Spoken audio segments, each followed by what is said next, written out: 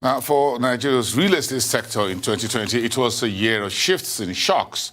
The $30 trillion global commercial property market, for instance, was heavily tested as occupiers required less space, understanding that working from home may become the norm due to the impact of the COVID-19 pandemic. So what is in store for us in 2021? The real estate sector in Nigeria is in recession, but there is so much potential for job and wealth creation. Northcourt Real Estate has just released its 2021 Outlook report to tell us what to look out for in the new year. We're now joined by the CEO of Northcourt Real Estate, Odunsi. Good afternoon. It's good to see you. Good afternoon, Boze. Nice to see you too. Great. So let's look at this new report on global investment allocation by property use. Are residential and industrial property allocations the bright spots for 2021 based on their performance last year? Yes. So what we saw is that globally, industrial was the biggest winner, right? It moved significantly from about 17% allocation to 25%.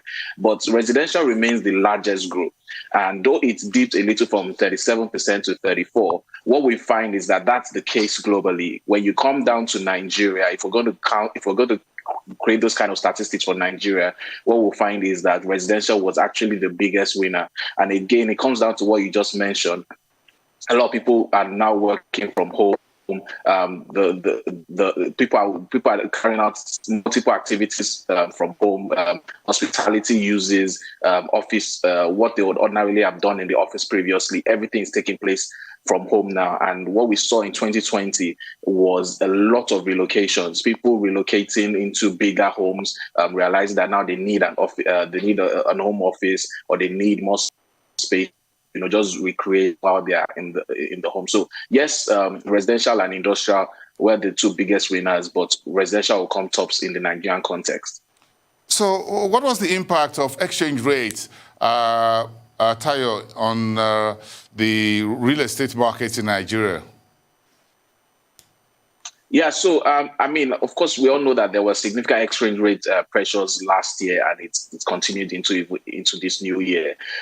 And this happened. This essentially has different effects on both the supply and demand sides of real estate. So on the supply side, obviously, the inputs to bringing up housing and everything for real estate, would typically be put at about 50% foreign products. That typically was higher previously, but what we found is that a lot of improvements have been made in the manufacturing sector to support the real estate market in terms of locally producing some things. So that has moved to just about 50%. And of course, it makes delivery of real estate much more expensive. But before you think that immediately infers higher cost of producing houses, what we find is that developers begin to become much more creative in ways to deliver their homes or any form of real estate at similar prices without letting the exchange rate pressures push them to increase the price per unit.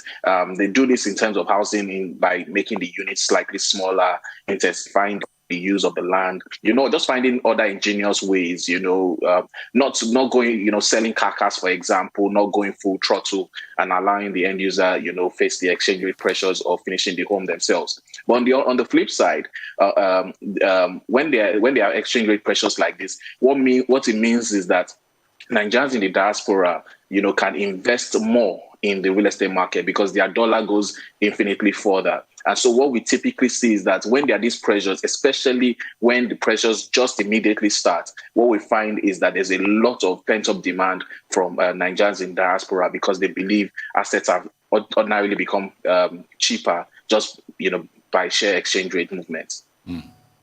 So where do you see traffic in terms of real estate? You look at your 2020 mobility trend chart. Where do you think, what side of the market do you think there will be more traffic? Will it be retail, recreation? Will it be supermarkets? Will it be workplace traffic? Will it be residential? So that was an interesting tool to use, right? That's a tool that is made available by Google, essentially just using the GPS functions on all of our phones to track where we are. One way or the other, Google tends to know that I'm currently in my office, and they probably know you are in yours as well. So essentially, what this then does is that it's able to just track where we are, because if I move from my office to the nearest supermarket, that location is already pinned as a supermarket and it's already pinned as retail. And so that's essentially the methodology of just doing this tracking. And what we saw, is that all through the year, as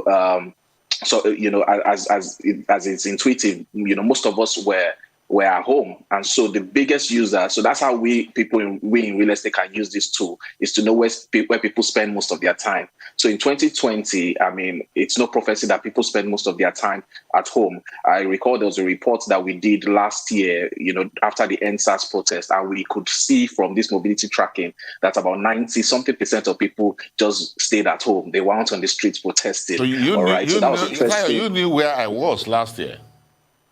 Well, I didn't know where you were in particular, but the aggregates, I could see the aggregates, right? Just looking at this tool, it's a very interesting tool. And just to come back to your question, where do we think people will be moving to? Where are the places people will be going to? Yeah. And this ties neatly to our outlook for the year. And we've pretty much taken three positions, right? And it's scenario based. What we've said is that if in 2021, Nigerian economy improves, right, there'll be significant growth in the commercial real estate market. And that's quite intuitive to say, because there is currently pent-up demand, essentially for retail, for hospitality, and even for people to come back to their offices and work and hug their friends as they used to. Of course, for that growth to take place, there has to be both economic, surpluses, and also we have to win on the pandemic front. So that's the first scenario. The second scenario is if things remain as they are, and essentially residential will continue to be the winner in that scenario, because people will continue to stay at home, and that's where people will do their work from, and people will just have to go to their penthouse or something to do some form of recreation, because movement is essentially limited, especially with the second wave. The third scenario is if there's a decline. What we envisage is just looking back at the past recessions that we've had and looking at the data that we have gathered. We found that in such scenarios, land as a real estate asset class, land banking as a real estate asset sub-market essentially wins in recessionary times. It's this way because land has no repayment pressures. People typically don't buy land with debt; they buy to equity, and so they are cool enough, to say this is the kind of profits that I want on my land. And so in those kind of scenarios, land will be the winner in terms of sub-markets. We envisage that the first two scenarios hopefully are more likely. That is a case of things staying as it is, and then residential be where we will all be, or in the case that by Q2, Q3, there can be some economic wins, and then the pent-up demand that we're seeing for commercial activities in terms of retail, people going back to the office, will then be the order of the day.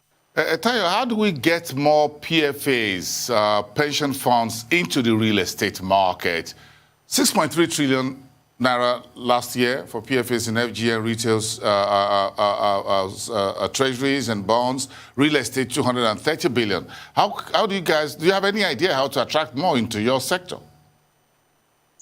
Yes, I remember back in the day, I used to look at this chart and get upset that PFAs, are not investing enough in real estate. But come to think about it, I think it's for your good and mine. All right. Real estate, to be honest, I'll be the first to say is quite a risky asset. And the legislation or the policy in place that PFAs can only come into real estate indirectly, I think it's fine. And I think it can stand. But we need to look at history, right? There has been a few equity indirect real estate products put on the market, and they've not been the most successful. All right. I wouldn't want to mention names, but the equity real estate products have not done well. And these are the kind of products that pension funds ordinarily can put money into. But on the flip side, the debt instruments, bond issuances that real estate companies have put on the market, you see, there's a pressure that debt puts both on real estate companies and any type of company, to be honest, is that they are the obligor of first choice. They are the ones that get paid first. And those products have done better.